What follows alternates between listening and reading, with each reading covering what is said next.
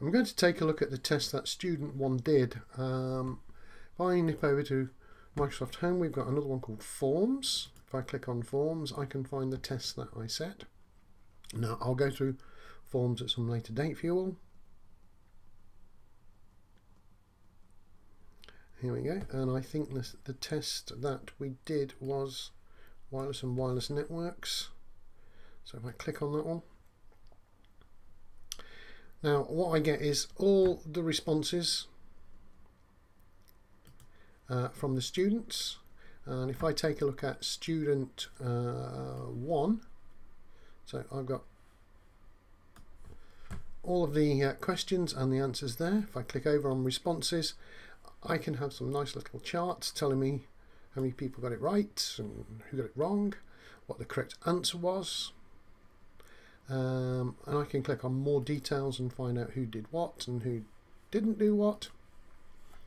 So it's quite useful, but we can do a lot more than just look at it this way.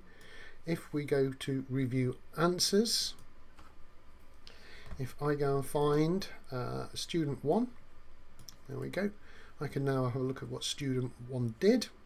It's been auto graded. What I can do is give them feedback.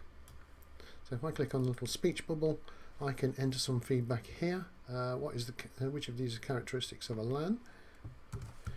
Remember, LAN stands for local area network. So a little bit of feedback now.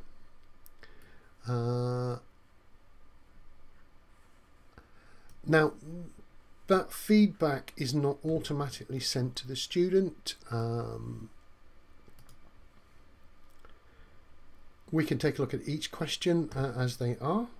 It's giving me all sorts of information and data that I might use, and again it's giving me the feedback that I've given. So let's go back to people, let's hit back.